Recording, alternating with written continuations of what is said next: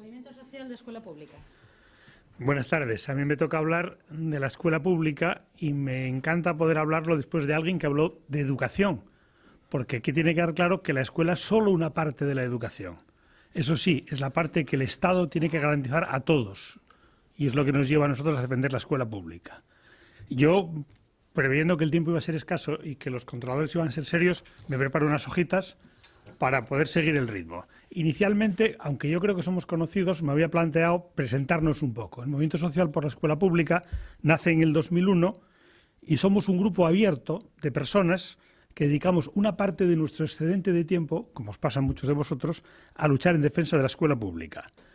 Somos un conjunto asambleario, no tenemos ni estatutos, ni por lo tanto elecciones, ni representantes, ni delegados, ni tenemos ningún tipo de registro. En realidad somos un conjunto que se convoca cada vez que hay un problema en el entorno de la escuela pública y vamos aprendiendo de nuestra propia dinámica de resolver los problemas.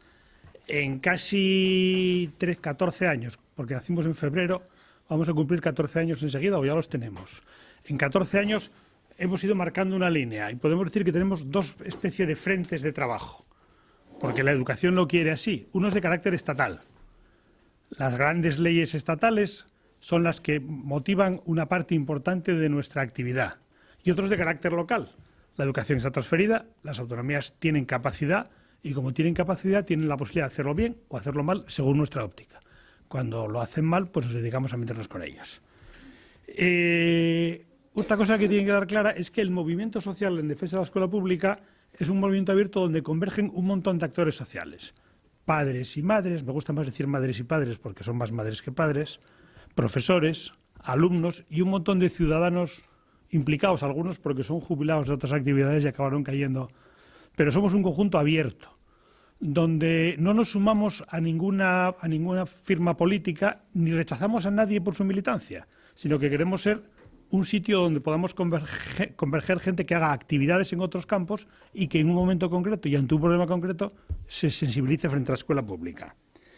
Queremos, por lo tanto, convertirnos en un cauce abierto de opinión y un mecanismo permanente de acción. Un minuto. Partimos de un principio. Asumimos que la educación tiene capacidad de cambiar la sociedad, pero cada sociedad determina su educación. Eso hace que nosotros fijemos... Me está boicoteando. Eso hace que nosotros fijemos nuestro foco de atención en la sociedad. Nosotros somos fundamentalmente un grupo de acción social y, por lo tanto, nuestro campo habitual de trabajo es la calle. De hecho, a nosotros se nos conoce por las camisetas, por los paraguas rojos, porque estamos intentando, porque nuestro planteamiento es que en una sociedad que quiere llegar a ser democrática son los ciudadanos que tienen que concienciarse y exigir las cosas. No vale que los nuestros ganen y se le impongan. Entonces, desde ese mecanismo, nosotros intentamos actuar como un movimiento social haciendo eco a nuestro nombre. También es verdad que nos hemos dado cuenta que a veces no basta solo con estar en la calle, sino que es conveniente acercarse a colectivos concretos, sobre todo con problemas concretos que exigen explicación. El que más juego nos ha dado ha sido la LOMCE. La LOMCE es una agresión a la escuela pública de tamaño descomunal ejercida desde el Gobierno central. Y nosotros nos planteamos que para poder hablar mal de la LOMCE había que conocerla. Y entonces parte de los aquí presentes nos hemos dedicado a recorrer asociaciones de padres, asociaciones de vecinos, agrupaciones de colegios, explicando qué tenía la LOMCE, por qué la LOMCE no tendría que ser así, qué está mal y qué está bien, según nuestro punto de vista, obviamente. Ese tipo de acción, no tan pública, no tan de la calle, sino hacia grupos, nos ha dado un resultado positivo. Creemos que es una manera de incidir sobre la sociedad que merece la pena. Es más, no desperdiciando en ninguno de los ámbitos, hasta nos hemos permitido el lujo de crear un premio anual. Hemos instaurado el premio del Canuto para hacer la O, que otorgamos a la persona que más daño haga en ese año a la escuela pública. No podía ser de otra manera. A Bert lo hemos tenido que nombrar gran maestre de la Orden de los Canutos porque se lo ha ganado 3 veces seguidas. Y ya le hemos prohibido participar. Pero bueno, es una cuestión, simplemente una manera de llamar la atención porque pensamos que eso es un capítulo que también hay que tocar. En nuestro origen teníamos un objetivo muy concreto. Nosotros nacemos con la idea de que el sistema público, allá en el año 2001, que es lo que cambiaron los tiempos, estaba corriendo un riesgo y encontramos como el principal riesgo que corría la privatización. Lo peor que se puede hacer contra el sistema público es ir destruyéndolo y convirtiéndolo por un servicio privado. Entonces, en la búsqueda de cuál era el enemigo mayor en ese camino de privatización, nos encontramos con uno muy claro: los conciertos educativos. Los conciertos educativos son un cáncer que va poco a poco invadiendo lo público, lo va privatizando, va mediatizando las conciencias, porque la gente, si yo voy a un centro sostenido con fondos públicos, no me he pasado a la privada, pero ya es un centro donde los que no pueden pagar el gasto de patio ya no pueden ir, ya es de los míos y ya no es de los otros. Vamos rodando por esa pendiente y acabamos en el pozo donde acabamos. Entonces, nuestra batalla inicial arrancó contra los conciertos en la educación. En un momento, en el año 2001, en que se iba a producir una renovación de los conciertos y pensábamos, optimistas nosotros, que era posible forzar la situación para que empezasen a retroceder. De esa batalla nos fuimos viendo después metidos en muchas más. Arrancamos con esa, pero después cualquier cuestión que surgió en la escuela y que nos parecía que merecía la pena ser atendida, pues a esa nos sumamos. Y así fuimos sumándonos a un montón de actos y hemos ido abriendo mucho nuestro espectro de actuación. Empezamos siendo un movimiento local. Somos fundamentalmente un movimiento gijonés, aunque somos asturianos. En Oviedo tenemos un cierto campo de actividad, la capitalidad obliga a acercarse a Oviedo de vez en cuando a dar la bulla. Después hemos ido ampliando también nuestro radio de acción. En estas divulgaciones, por ejemplo, contra la 11, hemos recorrido una parte importante de Asturias. Y últimamente, gracias a eso que son las redes públicas, las redes de comunicación, las redes sociales, pues tenemos una ventana abierta gracias al trabajo de Lola. Y somos casi tan conocidos fuera de Asturias como en Asturias. Estamos incorporados a las mareas por la educación pública como sus agentes en Asturias y participamos un poco más de dentro de todas las cosas que se hacen en el resto del Estado español. Eso dicho así, nosotros hacemos mucha más actividad local que exterior. ¿Por qué la escuela pública? A nosotros nos agrupa una idea fundamental. Creemos que la educación es un derecho. Creemos no, luchamos para que la educación sea un derecho, de modo que pueda llegar a todos y a todas.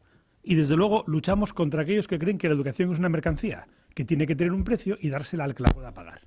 Ese es nuestro esquema elemental de actuar. Buscamos un sistema educativo que sea un mecanismo integrador. No somos tan ingenuos de querer arreglar la sociedad ya. La sociedad, por las razones que sean, no soy sociólogo, soy solo ingeniero industrial, la encontramos con unas desigualdades atroces. El sistema educativo incide sobre ella.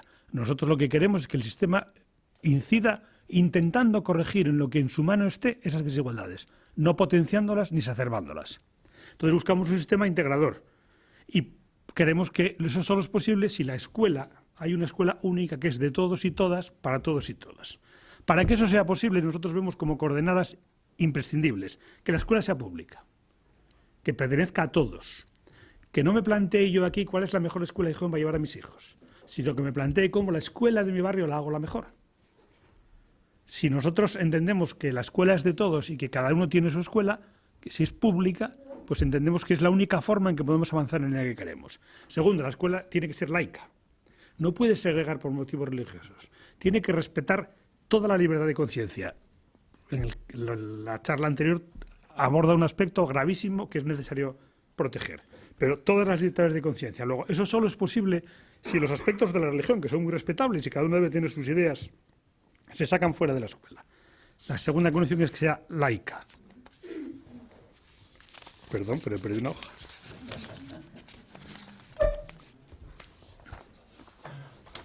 Bueno. Sí, me lo sé, pero es por no perderme el día. Lo sé, se lo dicen todos los alumnos. Me lo sabía. No, los alumnos dicen que se lo comió el perro. Es peor. Ha de ser gratuita. No puede producir exclusión por razones económicas. Tiene que poder llegar a todos sin forzar, sin que nadie tenga que reconocer que necesita una caridad especial para poder ir a la escuela. Tiene que ser coeducativa. No puede segregar por razones de sexo. Tiene que ir más allá. Tiene que coeducar en la igualdad. Me ahorro de explicar más porque ya lo plantearon antes. Tiene que ser inclusiva. No puede excluir por razones sociales, ni por oportunidades particulares, ni siquiera por capacidades. La escuela tiene que ser para todos y tiene que intentar luchar por todos. Y por último, la escuela tiene que ser democrática, porque la escuela, aunque no es el único sitio donde se educa la gente, es un sitio donde se educa mucho tiempo la gente. Todos los chicos pasan mucho tiempo en la escuela. Y donde se educa sobre todo mucha gente que solo se educa en la escuela. Y es importante que los principios de respeto a los demás, de respeto a la diferencia, de respeto a los más débiles, del diálogo, del intento de discutir, de apearse de la razón dogmática, intentar entender que tus razones son distintas que las del otro y que hay que acordarlas y convivirlas, que es la esencia de la democracia, después llegar a acuerdos y ejecutarlos y cumplirlos, eso tiene que ser en la escuela. Eso no se puede explicar con un director dictador. Porque los alumnos, fundamentalmente, todos lo somos, pero los más jóvenes son mucho más sensibles a lo que ven que a los que les decimos. No se puede explicar una constitución democrática teniendo un régimen dictatorial en el colegio. Cuando nosotros empezamos a trabajar, ya lo dije antes, nos enfrentamos a los conciertos. ¿Por qué? Porque entendemos que el mayor mal que se le puede hacer a la escuela es ir dibujándole al lado una competencia. Vas restándole medios, empobreciéndola, incluso vituperándola como hace Esperanza Aguirre, poniéndola como un sitio del que hay que huir, y al lado vas construyendo una escuela privada que, para los que tienen una conciencia así un poco social, está financiada con fondos públicos, está controlada por el poder público y vas iniciando la segregación. Desde ese punto de vista, el debilitar el sector público y enriquecer una privada concertada al lado nos parece que es el mayor daño que se le puede hacer. En España, además, tenemos un problema añadido. Aparte de ser uno de los países con mayor enseñanza concertada de toda Europa, la nuestra no es concertada, es pactada con la Iglesia Católica, que es otra cosa más grave. El 90 y tantos, Chema se lo sabe mejor, pero el porcentaje de la escuela concertada, que es católica, es muy grande. Entonces, el problema es que las razones de la doble red están muchas veces en el carácter ideológico. Ahí hay una trampa muy grande. De hecho, hay una cosa que es un poco difícil de decir, pero que es necesario reconocer.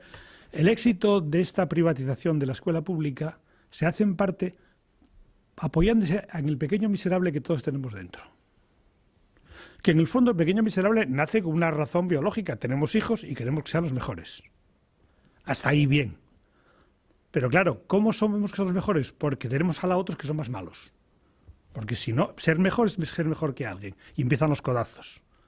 Y entonces, el gran mecanismo por el que entró los conciertos en España fue con esa perversión de las supuestas clases medias, que ahora lamentamos porque las estamos enterrando, pero que cuando las hicimos crecer, les convencimos que iban a poder dejar de ser lo que eran. Es muy triste ver en Gijón cómo encima de Villa, que es un barrio popular y nadie lo puede negar, el ir al nuestro batalón era una cosa y los que podían bajaban al Santo Ángel. Mientras no corrijamos ese pequeño miserable que llevamos dentro, lo demás es inútil. O sea, nosotros pensamos que hay que hacer mucha educación en ese terreno. Es verdad que lo que pedimos es que el Estado legisle, desde que el nuestro batalón está funcionando de una manera ejemplar, y hay mucha gente que se pregunta el por qué. Y hay mucha gente que de fuera de encima de ella va a nuestro batalón porque merece la pena. O sea, si el poder público hace algo por la escuela pública, se automantiene. Si la abandona, enseguida es el mecanismo por el cual yo empiezo en un colegio un poco mejor que mi vecino porque él no lo puede pagar, es un mecanismo que se retroalimenta. Es un mecanismo que, como los coches, cuando una vez que los arrancas, el motor de explosión sigue funcionando solo. Y sigue creciendo. Y lo doloroso es que sigue creciendo hasta que o una intervención política, y por eso estamos aquí, o la pura explosión social lo revierte. Porque este juego al que estamos entrando, de ir separando a la sociedad en dos capas, es crear una polaridad que es explosiva. Y después un día, los que se sienten pisados, pues la arman. Y con razón, aunque en su acción después hagan atrocidades, pero con razón. Entonces, este es un mecanismo que en el fondo se retroalimenta, que es necesario corregirlo desde la idea política de que no puede ser así, y que si no lo corregimos, pues va como va en la sociedad actual. 2 minutos. Entonces, me cambio. ¿Qué es necesario hacer en la escuela pública? Ya os intenté convencer de que merecía la pena. En el momento actual nosotros cuando empezamos creímos que íbamos a ser toda una batalla de victorias. Pues está el campo mucho peor 14 años después que al principio. Tenemos un gobierno que tiene por política justo lo contrario de lo que nosotros decimos. El mecanismo hay que crear mucha diferencia entre los pobres y los ricos, y además los teóricos de ellos dicen, porque es que además esa tensión hace que los pobres se sientan estimulados y quieran ser ricos, y así la sociedad avanza. O sea, el mecanismo de avance de una sociedad es que unos pocos tengan mucho que envidien muchos, porque esos muchos remarán como brutos, matarán a los que puedan para llegar a donde están los ricos. Ese mecanismo lo está aplicando el gobierno, ¿y qué forma le da en educación? La LOMCE.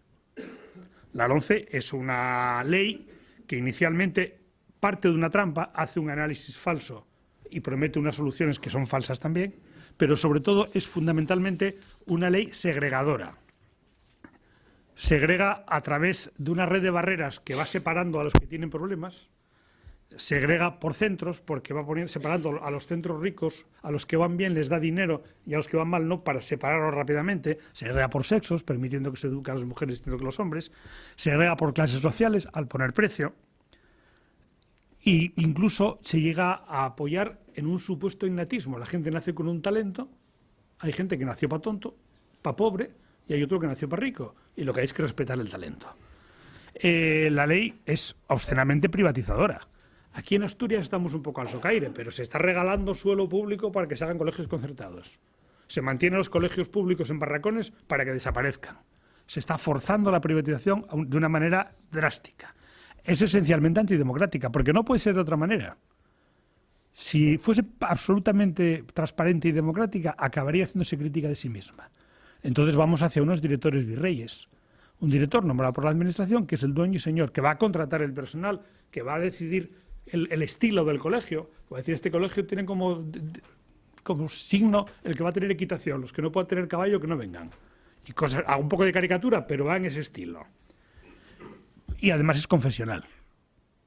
Aunque últimamente a los obispos le están enfadando un poco Bert, pero es confesional porque se apoya. Toda herramienta de imposición tiene que buscar algún resorte que consiga dominar a la gente. La historia de la humanidad ha demostrado que la religión, y no me quiero meter con las ideas religiosas de nadie, es el mejor mecanismo para dominar a la gente. Entonces, bueno, se apoya en una religión concreta y para adelante. ¿Se acaba nuestro campo de trabajo aquí? No. Es verdad que dije que la autonomía nuestra presenta diferencias de matiz en la aplicación de la LOMCE respecto a otras, pero todavía hay muchas cosas que hacer aquí. Nosotros no estamos de acuerdo con una consejera de Educación que tiene un discurso anti-LOMCE, pero que tiene una actuación no tan anti-LOMCE. Y nosotros pensamos que, sobre todo desde nuestro ámbito local, porque está bien que razonemos y estudiemos y discutamos con el ministro, pero en nuestro ámbito local hay muchos problemas pequeños que resolver. Estamos ahora inmersos en un problema de transporte público. Los niños de la zona rural tienen que tener acceso a la escuela con la misma facilidad y con el mismo nivel de riesgo que los niños de la zona urbana. Y eso no ocurre. El profesorado está desapareciendo en recortes. Hay una privatización soterrada en la escuela 0-3 años, que se está pasando a un consorcio, que es un ente abstracto. Empezamos por fundaciones y consorcios y acabamos siendo entidades privadas. Hay trabajo también local. A eso también nos dedicamos. Termino. Gracias. Muchas gracias a ti.